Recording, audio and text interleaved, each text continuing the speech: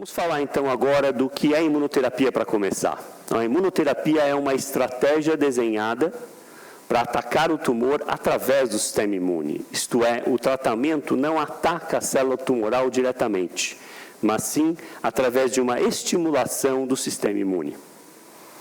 Então, até quando começou essa história de imunoterapia? Ela é super nova? Obviamente, ela está muito mais divulgada agora, mas ela não é tão nova. Na realidade, lá por 1890, mais ou menos, nós temos o Dr. Cooley, que era um cirurgião do Memorial Sloan Kettering de Nova York. Esse cirurgião estava transtornado, porque há 100 anos atrás não tinha nada para tratar câncer, não tinha um remédio. Ou operava, ou a pessoa falecia da doença.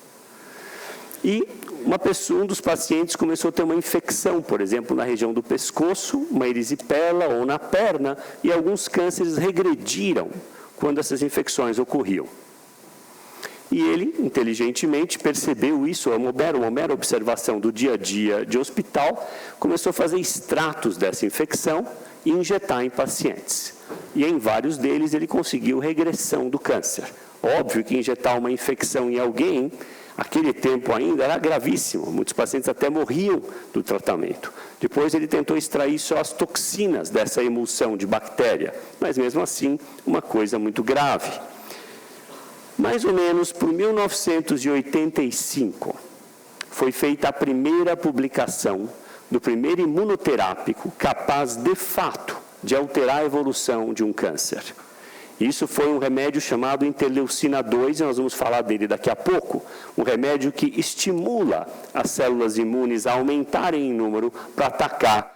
Por volta de 1995, um cientista chamado Jim Allison descreveu pela primeira vez como o sistema imune fazia a checagem. Ele tem que ter freios, ele não pode ficar ativo o tempo todo. Porque se isso ocorrer, o sistema imune ataca o nosso próprio corpo. E nós desenvolvemos as doenças chamadas imunomediadas. Por exemplo, o sistema imune atacar meu intestino, eu vou ter uma diarreia horrível. Se o sistema imune atacar o meu fígado, eu vou ter uma hepatite. E assim por diante. Em 1995, então, ele descreveu uma substância chamada CTLA4, que nós vamos falar dela daqui a pouco, e foi o início da imunoterapia moderna. O que a gente chama hoje de inibidores de checkpoints. Checkpoint seria um ponto de barreira, um ponto de controle do sistema imune. Recentemente, em 2011, foi aprovado a primeira droga que fazia isso, que o Dr. Allison descreveu, que é o ipilimumab, e mais recentemente, novas drogas foram aprovadas nos Estados Unidos e Europa, que é uma família nova chamada anti-PD1s, que eu vou explicar melhor daqui a pouco como funciona. Então, vamos falar um pouco de interleucina 2 em altas doses e vamos falar dos chamados inibidores de checkpoints. E nós temos dois grupos hoje, o ipilimumab, que está aprovado no Brasil, e dois outros, nivolumab e pembrolizumab, infelizmente ainda não aprovados no Brasil, mas eu acredito que em futuro próximo essas moléculas vão estar disponíveis para os nossos pacientes. A interleucina 2 em dose alta é um tratamento que produz uma taxa de resposta baixa. O que quer dizer taxa de resposta? Uma regressão do câncer pequena.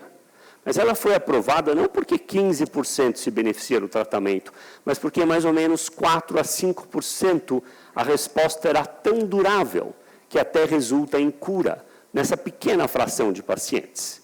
Infelizmente, é um número muito pequeno, mas nós já curamos muitos pacientes com interleucina 2 ao longo dos anos. A outra coisa importante desse tratamento é que, embora raro, atingir a tal da limpeza de todas as anormalidades nos scans, o que nós chamamos de resposta completa, quando a pessoa tinha a resposta, que é a chance de estar bem, 2/3 ficavam em resposta. Eu, por exemplo, um paciente recente meu, que eu dei interleucina para um câncer de rim, eu até tive que parar o tratamento, porque teve muito efeito colateral. Quando eu repeti os scans, normalizou tudo. Eu disse para ele, agora você tem 2/3 de ir bem. Isto é, provavelmente até estar curado do seu câncer de rim. Esse é um exemplo de um paciente com melanoma que negligenciou a disseminação na pele. Nós demos interleucina 2 e, na realidade, a maior parte do escuro que você está vendo aqui é melanoma morta, como se alguém pisasse na barata, fica só a barata morta embaixo, não tem doença viva. É o que a gente chama de melanina incontinente. E nas áreas onde o sistema imune atua, faz esse halo branco, que é uma clara demonstração de que o sistema imune está ativo. Esse é um exemplo de uma paciente jovem de 40 anos, que veio transferida de um outro hospital naquele tempo, fígado lotado de doença, todos esses pontos escuros são melanoma metastático no fígado. Ela estava muito grave. Nós demos interleucina em dose alta para ela, e eu não a curei, infelizmente, mas ela viveu 1 ano e meio com perfeita qualidade de vida por um bom tempo. Se fosse hoje, eu teria muito mais opção para ela, e óbvio, a gente não consegue voltar no tempo, mas se eu pudesse, ela teria um tremendo número de opções hoje. Essa é uma senhora, eu vou acabar sempre com um caso bom, não é uma boa ideia acabar com um caso ruim, que estava muito grave. O melanoma dela com metástases no couro cabeludo, no rosto, no corpo inteiro. Veja como era em 2006. Todos os pontos pretos são metástases, exceto por isso aqui, que é a bexiga, e essas duas áreas do lado, que são os rins. E essa senhora tomou então a tal da interleucina 2 em dose alta, ela estava tão doente que um colega me falou, acho que você deveria sedar essa paciente. E eu falei, olha, eu não sou treinado para fazer extrema-unção, mas brigar é meu forte. E o marido médico falou, Busardi, você tem carta branca, pode brigar, e o resto é história. Ela está bem até hoje. Então, essas doentes que querem brigar, nós, felizmente, temos o acesso a várias medicações complexas, e ela está bem até hoje. Agora vem um problema grave das imunoterapias, que a interleucina não conseguia afetar o envolvimento do cérebro. O melanoma, infelizmente, é uma doença com uma alta predisposição de envolvimento no sistema nervoso central. O que você está vendo aqui na seta são metástases pulmonares, isso aqui é o raio-x de tórax com o coração no meio. A paciente teve uma diminuição, você vê em 1994, quando eu trabalhava em Houston, a clara diminuição das metástases no pulmão, mas veja o que aconteceu no cérebro dessa moça. No mesmo intervalo, a lesão cerebral, que era bem pequenininha, mais que triplicou, mostrando que a interleucina 2 não consegue atuar no sistema nervoso central e que nós temos que desenvolver novas estratégias.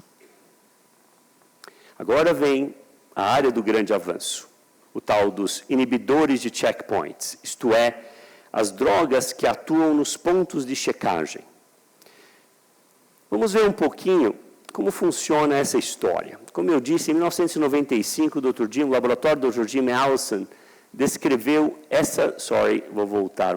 descreveu essa molécula chamada CTLA4, que a gente não sabia bem para que servia, mas eu vou explicar daqui a pouco, e depois o Dr. Fernando Maluf, chefe da Oncologia Clínica do Centro Oncológico Altamiro de Moraes, que também é um dos diretores do Vencer o Câncer do site, vão fazer um pequeno teatro para explicar exatamente como funcionam essas moléculas, mas, basicamente, essa molécula aqui que foi descoberta foi o primeiro checkpoint inhibitor que nós poderíamos, então, atuar nele.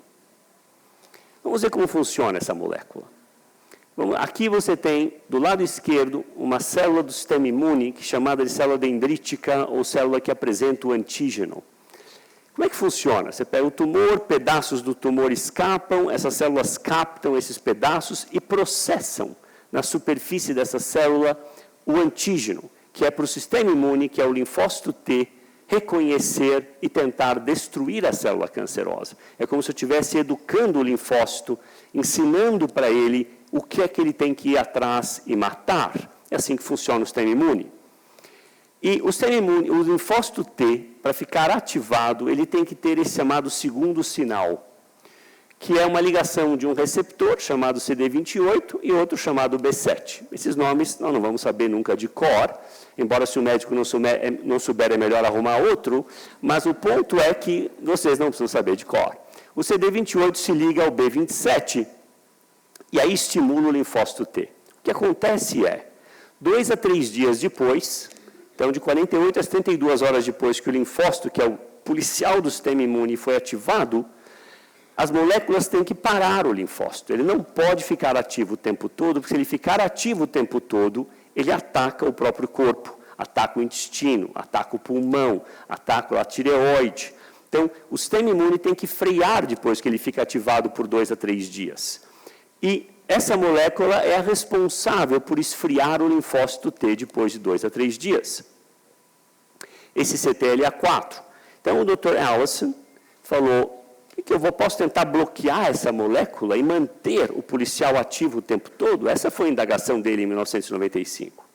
Não, o que acontece é que essa molécula CTLA4 tem uma avidez pelo B7 muito maior do que esse outro receptor, e ele rouba o B7. Na hora que ele rouba, some o tal do segundo sinal e o linfócito, na hora, esfria. O policial para de funcionar. Então, ele falou, então agora eu vou usar um anticorpo que bloqueia aqui e vou manter o B7 ligado, mantendo assim o policial sem descanso nenhum. O policial não dorme mais. E ele fez então esse anti-CTLA4, quando o anticorpo liga, ele não consegue roubar o segundo sinal e o linfócito fica ativo. A droga que faz isso chama-se ipilimumab. Tem nomes complicados, obviamente, mas nós chamamos entre nós de IP. Então, o IP faz isso, bloqueia o CTLA4 e mantém o linfócito, que é o policial, ativo o tempo todo. Um estudo que levou à aprovação dessa molécula comparou o tal do ipilimumab, mais uma vacina, ipilimumab isolado, versus a vacina sozinha, em pacientes que já tinham falhado a quimioterapia. E esse estudo mostrou um pequeno ganho, mas real. Vejam um platô aqui, da ordem de 20% versus a vacina, que é a linha vermelha. Então, embora pequeno esse avanço, ele foi real. E pela primeira vez se mostrou que se a gente bloquear o tal do CTLA4, eu consigo manter o sistema imune ativo por tempo maior, e isso resultava em benefício de vários pacientes. Esse estudo foi feito em pacientes com melanoma avançado. Dados recentes, e nós participamos um pouco desses dados, nós temos agora 20 e poucos % dos pacientes, muitos e muitos anos bem. Veja aqui a linha, são 10 anos. Tem doentes agora já bem com esse remédio, 10 anos. Então, não há dúvida, e ele é muito, muito menos efeito colateral do que a interleucina 2 que nós usávamos no passado. Então, nossa utilização de interleucina 2 caiu muito. Ainda usamos, mas um número muito, muito menor. Exemplos, pacientes tratados com ipilimumab. Por exemplo, essa moça jovem de 47 anos, que tem metástases no fígado, várias delas. Ela foi tratada em 2007. Vejam o scan dela agora, todo limpo. Ela continua ótima. Toda vez que ela vem, eu falo para ela fazer ginástica e perder peso, fora isso, a consulta não tem mais nada. Essa senhora, por exemplo, não conseguimos eliminar o câncer dela, mas ela viveu 5 anos. Controlando a doença para lá e para cá. Aqui são vários nódulos na perna do melanoma que regrediram bem e depois, eventualmente, eu perdi controle, depois de 5 anos. Esse é um paciente que está ótimo até hoje. Ele tinha metástases na pleura, esse brilhinho amarelo, e na coluna. Ele tinha metástases no pulmão também, tratamos primeiro com uma bioquimioterapia, ele melhorou por um tempo, depois voltou. E aí ele entrou num programa usando ipilimumab. Foi um dos primeiros pacientes no Brasil a tomar essa medicação, em 2008, e ele permanece ótimo, embora continue um brilhinho ali, ele basicamente joga golfe o dia inteiro. Vamos falar agora de um outro inibidor de checkpoint. Esse outro inibidor é esse PDL1, PTL2. O que é isso e por que existe isso? Vocês estão vendo que nós estávamos falando antes da célula dendrítica, que apresentava o antígeno, o segundo sinal, etc. Agora mudamos de lado, nós vamos agora para o tumor. Por que um tumor ocorre no corpo? Para começar, é porque o sistema imune não o reconheceu e não conseguiu eliminá-lo. Por definição, isto é, se o bandido entrou na casa, é porque alguém não o pegou. Então, se o bandido entra no corpo de alguém, é porque o sistema imune malogrou. Um dos mecanismos, não o único, que faz com que a célula imune consiga driblar o sistema imune, é uma proteína chamada PDL1 ou PDL2. E o que ela faz? Essa proteína, ela esfria o linfócito T. Essa setinha vermelha é o seguinte: quando o linfócito T vai tentar matar, que é o policial, para tentar matar a célula cancerosa. Um dos mecanismos da célula cancerosa se proteger é a produção dessa substância, que liga no receptor chamado PD1 do linfócito T, que é o policial, e ele esfria na hora. Então, agora, o Dr. Fernando Maluf e eu vamos fazer um pequeno teatro para mostrar um pouco este mecanismo de ação e o outro. Não, eu tentei chamar o Giannichini, mas ele não se qualificou. Calma, guys, isso aqui foi treinado meia hora atrás, então um pouquinho de forgiveness. Eu queria falar que eu gosto tanto do Buzzard, o meu amor por ele é tão grande que até o câncer eu vou interpretar aqui para vocês, tá? Quer dizer, eu sei que vai contra tudo que eu combato no dia a dia, mas eu vou ter que virar um câncer por alguns segundos aqui. Então, veja o seguinte. Vamos falar um pouco do IP primeiro, de novo. Segura aí um pouquinho. Então, o IP, como eu estava explicando, então imagine que o Fernando fosse o bandido, o tumor.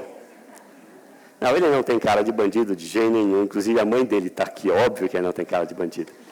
Mas o sistema imune vai tentar matar o bandido. Então, ele vai tentar atacar o bandido e o bandido vai se defendendo.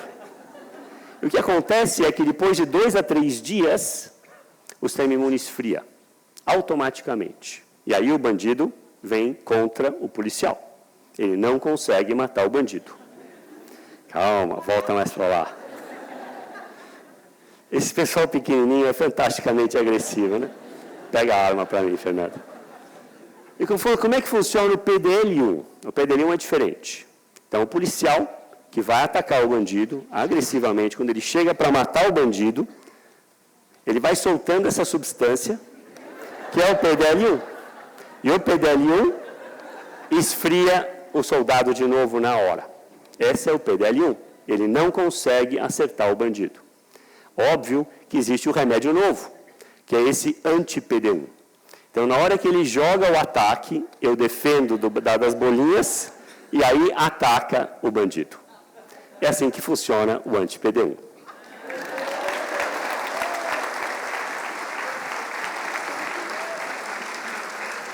Então, nós falamos do IP, que vocês entenderam bem, não deixa o policial dormir, e falamos agora do anti-PD1, que bloqueia o PDL1, que frearia e paralisaria o policial. O problema é que não é só PD1 que existe, o PDL1 que existe. Veja a complexidade das coisas aqui. Isso não é desenhado para vocês fazerem anotação agora, mas o ponto é que tem vários mecanismos de escape, não é o único. Por isso que nós não conseguimos, só com uma droga, acabar com todos os tumores em todos os pacientes. Mas outras vias estão sendo estudadas. Nós já sabemos que PD1, PDL1 não é a única via de escape. Há outras. Então, por exemplo, uma bem quente que está em estudo agora é esse anti-TIM3. Então, tem várias vias. Então, nós vamos ver outras moléculas que fazem a mesma estratégia, bloquear esse efeito paralisante do tumor sobre a célula do sistema imune. Tem várias moléculas, tem 2 no mercado. Um bando de companhias fazendo remédios nessa mesma linha. Porque agora que se percebeu que esse caminho funciona, todo mundo quer fazer um desses. Até eu queria fazer um. Tá certo? Falei, por que eu preciso trabalhar para viver? Vai, faz o remédio e depois vende o remédio. O ponto é que não é tão simples assim. 2 que estão no mercado, a pembrolizumab e o nivolumab. Mas tem várias outras em desenvolvimento. E também não só contra o PD1, bloqueando a ligação no PD1, mas bloqueando o próprio PDL1, as bolinhas, tentar bloquear a própria bolinha no ar. Não, vou mostrar um pouco os dados dessa nova família de checkpoint inhibitors, que eu acredito ser uma das mais fantásticas.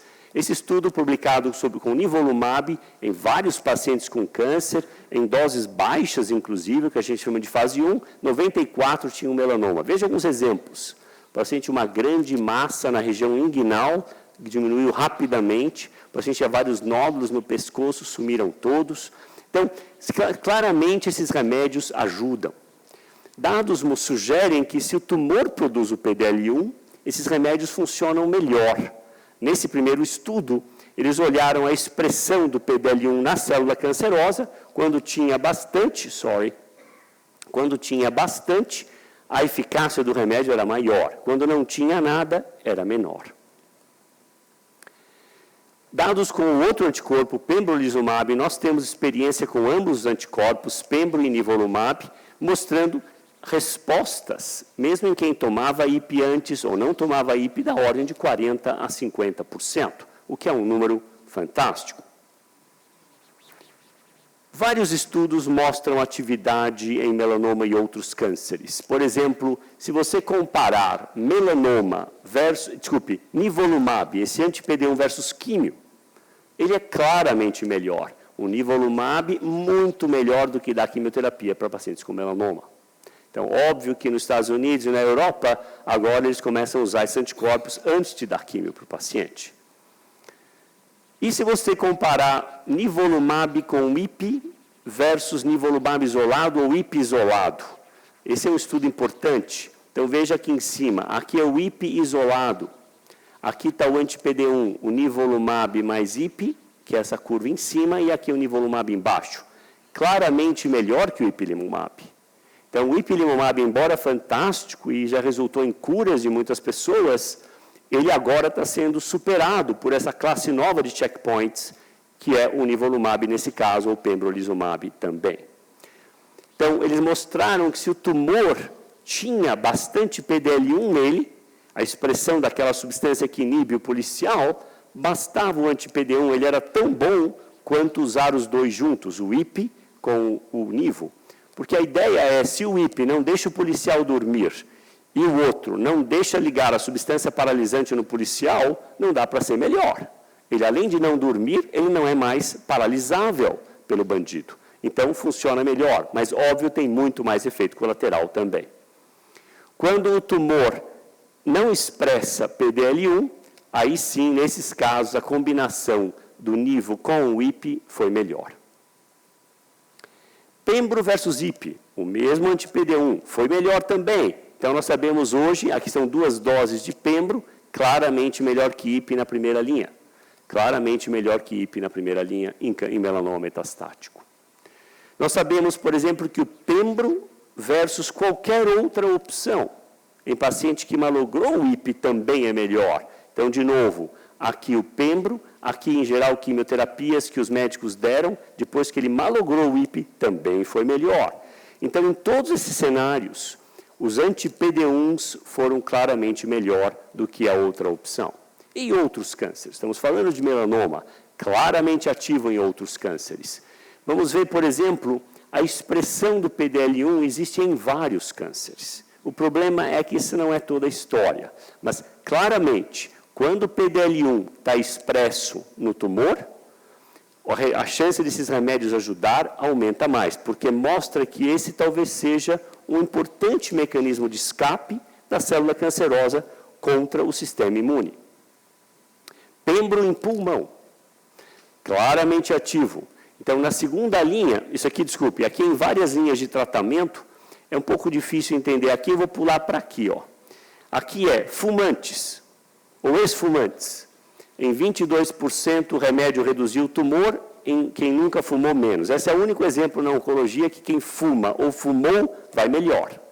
É o único, porque tem mais antígenos que são vistos pelo sistema imune. Isso não quer dizer que é para fumar na saída, mas é importante entender que é uma exceção, porque o resto tudo fumou vai pior.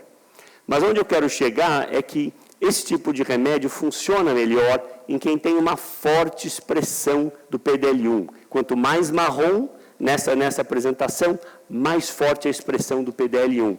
E veja o que acontece. Eu estava falando de 20% de resposta. Veja agora se o paciente tem mais de 50% de expressão. Aí, metade dos casos responde. Agora os números mudaram.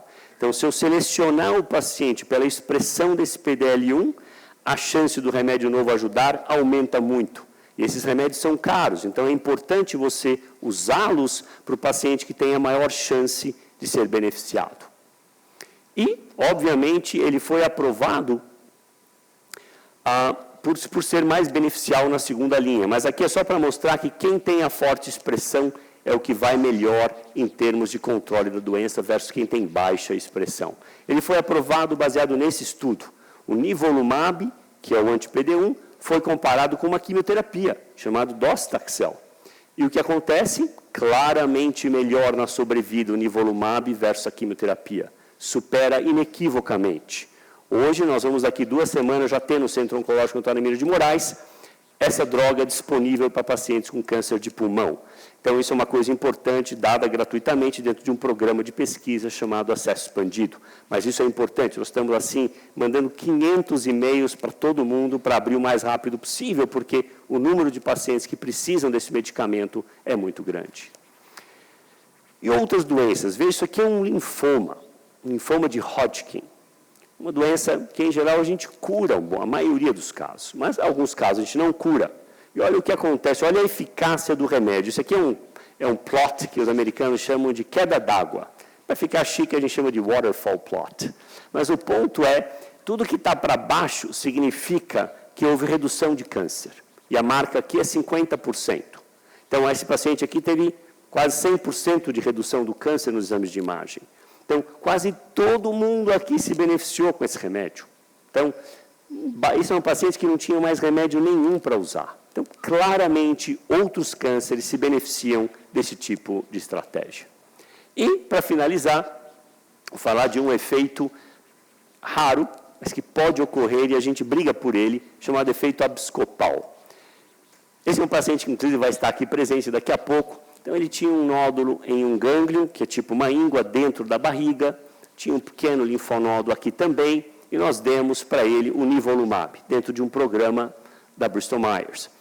E ele piorou. Depois de 5 doses, aumentou, apareceu um nódulo no fígado, apareceu gânglios no mediastino, apareceu um gânglio aqui em cima.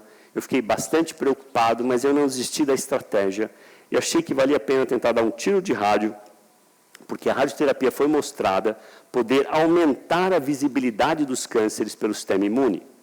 E nós fizemos isso. Demos um tiro de rádio aqui e o último scan dele é totalmente normal. Everything, tudo normal.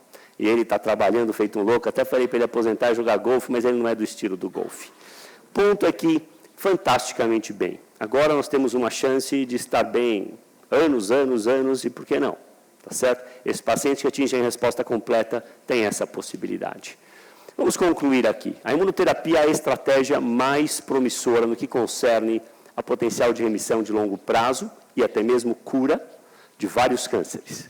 A integração de várias modalidades de imunoterapia, por exemplo, o anti-CTLA4, como o IP, com o anti-PD1, é muito sinergístico, mas às custas de efeitos colaterais. Temos que estudar outros parceiros aqui também. Os anti-PD1 são ativos em vários cânceres, não só melanoma, pulmão, rim, cabeça e pescoço, até mama, um subtipo raro de câncer de mama, chamado triplo negativo, mesotelioma, estômago, câncer do trato urinário como bexiga, doença de Hodgkin, assim por diante. Claramente, eu não tenho nenhuma dúvida que os anti-PD1s vieram para alterar favoravelmente a história natural de vários cânceres. Muito obrigado.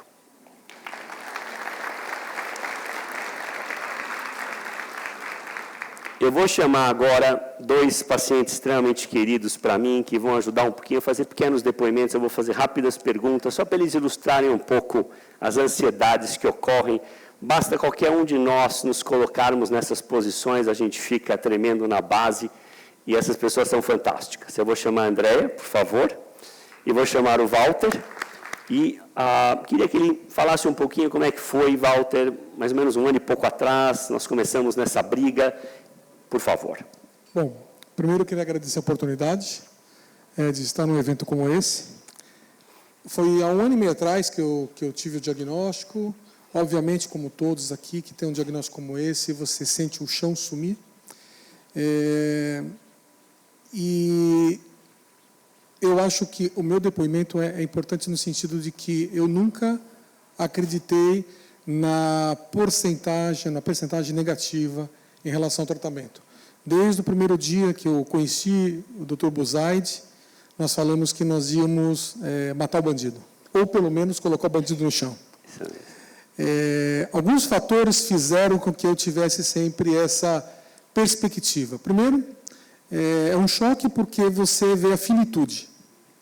Você tenta interromper um ciclo que você programou para a sua vida, de ver o seu filho formado, de segurar no colo os seus netos, de acompanhar os seus pais até o final e ficar com a sua esposa até ficar bem velhinho.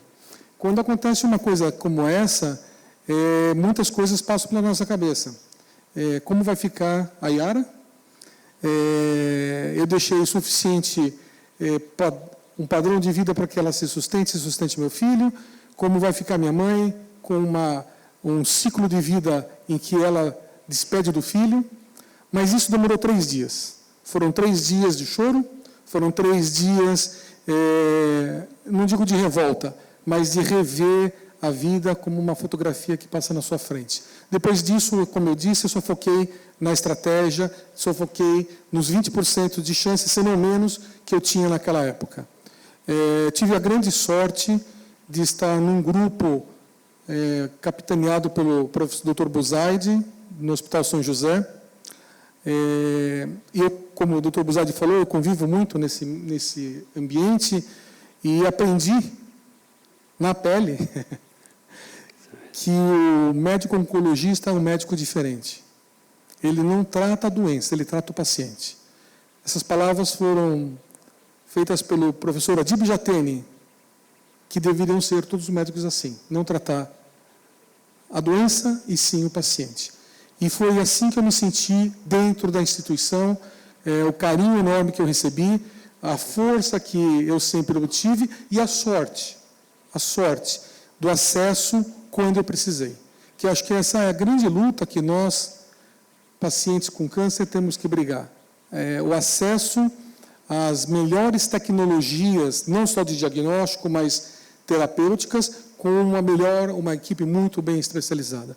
Então, eu me sinto realmente confortável em dizer que a cura, para mim, não é que eu vou viver mais 30 anos. A cura, para mim, é eu me sentir bem. Eu me sinto saudável, eu estar embutido dentro da sociedade, sendo útil para a sociedade, sendo feliz. Isso, para mim, é o sinônimo de cura. Existem muitas pessoas que são doentes sem ter a doença.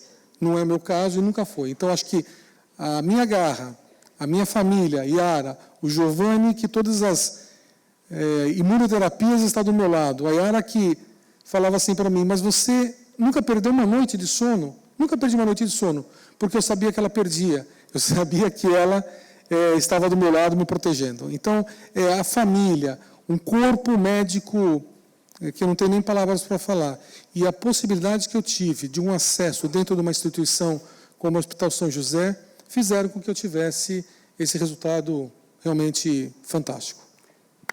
Fantástico, Walter. Obrigado.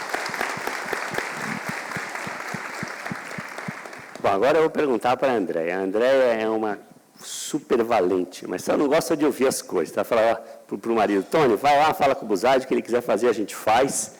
Mas, na verdade, ela foi extremamente corajosa e foi muito bem também. Recebeu um anti-PD1, o Walter recebeu o nivolumab, ela recebeu esse pembrolizumab, fantástico scans, não dá para ser melhor que isso.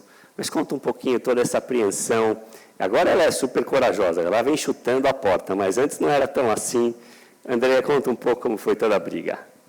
Então, nem eu sabia o quanto eu sou corajosa. Eu também tenho que agradecer ao Dr. Buzaide, ao Hospital São José, à Tabata, a minha família inteira, ao meu marido que está aí. Eu não vou conseguir falar tão bem quanto o Walter falou, mas quando eu recebi também a notícia que eu tinha um melanoma, foi no final de 2012, foi uma coisa assim horrorosa.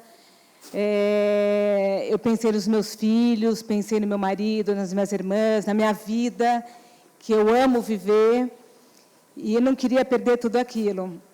E fiquei desesperada, mas depois apareceu no meu caminho o Dr. Buzaide, que também me acolheu de uma maneira assim maravilhosa, não como médico, mas como médico, como pessoa, me informou sobre a doença, não era mais aquele bicho de 7 cabeças que eu nunca falava a palavra câncer, eu morria de medo e hoje convivo bem, sou feliz, levo uma vida totalmente normal, faço esporte, ando de bicicleta. Todo dia eu acordo, agradeço a Deus de estar viva. E eu estou fazendo o tratamento, o Keytruda, né? Não sei Isso. como... É o pembrolizumab. Eu estou fazendo o tratamento desde janeiro desse ano e está sendo super bom, estou tendo resultados ótimos. E tiveram várias pedras no meu caminho, lógico, mas eu chutava todas, porque eu falei, não, eu quero viver, quero ser feliz, quero acordar e ver meus filhos, ser feliz com meu marido, com as minhas irmãs, com as minhas amigas. E é isso que eu tenho para falar, que era uma coisa que eu nem podia ouvir falar nessa doença, e hoje em dia eu convivo muito bem com ela, e é isso. Muito bom. Se alguém quiser fazer alguma pergunta, nós estamos prontos para ouvir algumas perguntas, 1 ou 2 perguntas, depois vamos iniciar o nosso segundo bloco. Boa tarde. Eu gostaria de saber se essas medicações citadas, se ela é disponibilizada gratuitamente pelo SUS ou só particular? O IP já está no Brasil, mas infelizmente não está no SUS. As outras 2 não estão no Brasil ainda. Elas estão em avaliação agora pela Anvisa. Eu antecipo que nos próximos meses elas estejam aprovadas no Brasil para uso, obviamente, financiado pelas seguradoras. Hoje, o acesso é dentro de programas de tratamento. Por exemplo, é o chamado acesso expandido. Você preenche os critérios de elegibilidade do paciente, ele se qualifica e você solicita e a droga é dada gratuitamente. Então, hoje é dessa forma. Obrigada. Nada. Dr. Buzaide. E eu? Aqui? Aqui. E aqui é? Aqui. A gente vê, assim, diversas matérias, diversos estudos mencionando imunoterapia e imuno-oncologia. Tá. É a mesma coisa? São diferentes? Imuno-oncologia seria a ciência do tratamento com a imunoterapia, vamos chamar assim. Então, é um termo que foi criado com a ideia de que a imunoterapia dentro da oncologia. Então, imuno-oncologia seria o tema geral. Imunoterapia seria o pilar que trata, como tem químio, rádio, cirurgia, imunoterapia. Esse é um novo pilar, claramente bem estabelecido hoje na oncologia.